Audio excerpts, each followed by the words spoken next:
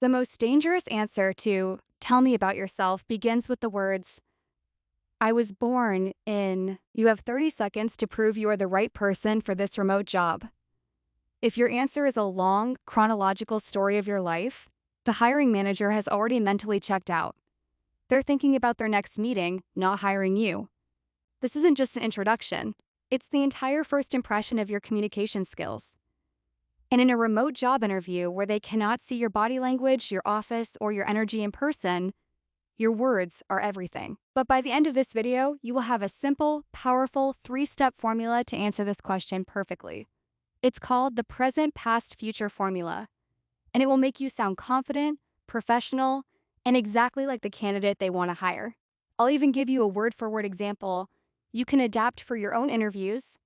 And stick around because later, I'll share the one phrase that non-native speakers use all the time that is an instant red flag for recruiters.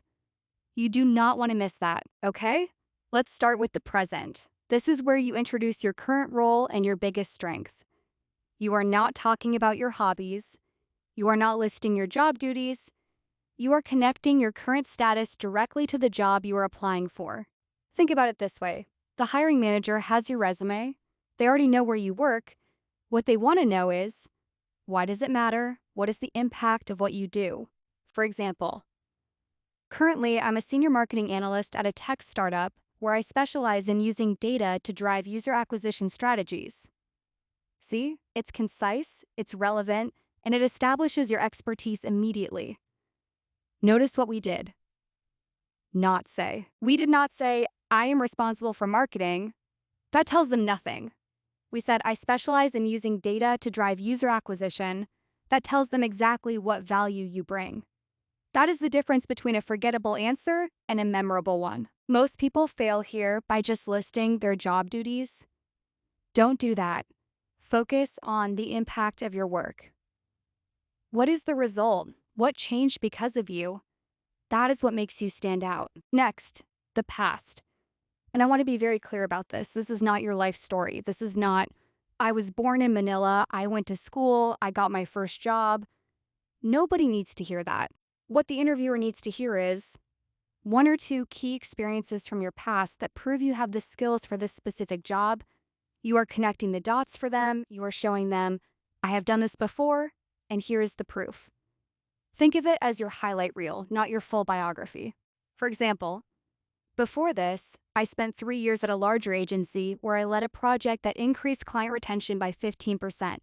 That experience taught me how crucial clear communication is in a remote team setting. Do you see what happened there? We gave a specific result, 15% increase in client retention. We connected it to a skill that matters for remote work, clear communication. We did not just say, "I worked at an agency for 3 years." We told a story with a result.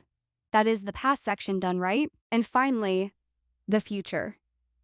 This is the most important part, and it is the part that most candidates completely skip. The future is where you connect everything, your present role, your past experience, directly to the company and the role you are interviewing for right now.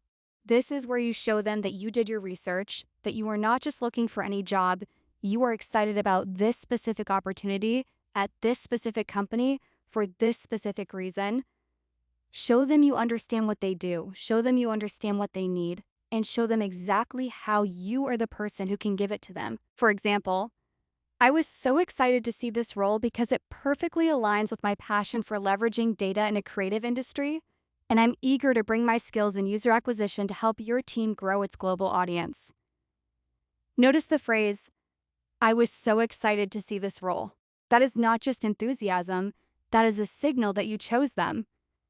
And people, including hiring managers, want to feel chosen. That one sentence does more work than a full paragraph of qualifications. Let's recap the formula. Present, past, future. It's a story, but it's a business story. Your story. And the hero of that story is the value you bring to the company.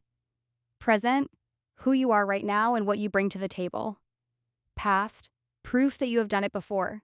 Future, why this company, why this role, why now. 3 parts, 1 powerful answer. Now, Are you ready for that red flag I mentioned at the beginning? The one mistake that can ruin this perfect formula, even if you say everything else, right? Because I see this happen all the time, and it breaks my heart every time.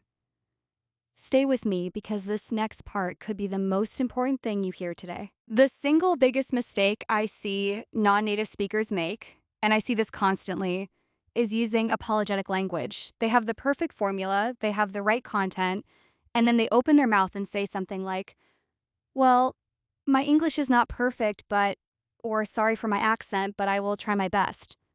Or please excuse my English. And just like that, everything they worked for is gone. The hiring manager is no longer thinking about their qualifications, they are thinking about the risk of hiring someone who does not believe in themselves. Never. Ever. Apologize for your skills. It instantly destroys your credibility. You were invited to this interview because your resume proved you are qualified. Your language skills are part of your professional identity, not a weakness. Instead, reframe it as a strength. Say this: as someone who has learned English as a second language, I've developed a very precise and deliberate communication style, which is a huge asset in a remote team where clarity is everything. Do you hear the difference? You took something you were about to apologize for and turned it into your competitive advantage. That is not just confidence, that is strategy. And that is exactly the kind of thinking that gets people hired for remote jobs. So let's put it all together. Imagine the interviewer looks at you and says, "Tell me about yourself. Here is your perfect 90-second answer. Ready?"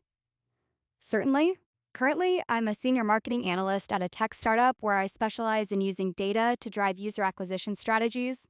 Before this, I spent 3 years at a larger agency where I led a project that increased client retention by 15%. That experience taught me how crucial clear communication is in a remote team setting. I was so excited to see this role because it perfectly aligns with my passion for leveraging data in a creative industry, and I'm eager to bring my skills in user acquisition to help your team grow its global audience. See the difference?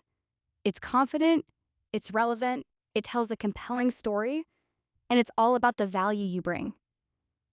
That is an answer that gets you hired. Present, past, future, 3 parts, 1 answer, 90 seconds. That is all you need. Now you have the formula for the first question. But what about the last question of the interview? The one where they ask, "Do you have any questions for us?" Most candidates completely fail this part. In my next video, I'm going to give you 3 powerful questions you can ask that will make you absolutely unforgettable. Make sure you subscribe so you don't miss it. And right now, go practice your answer out loud. Say it 3 times. You'll be amazed how natural it sounds. I'll see you in the next one.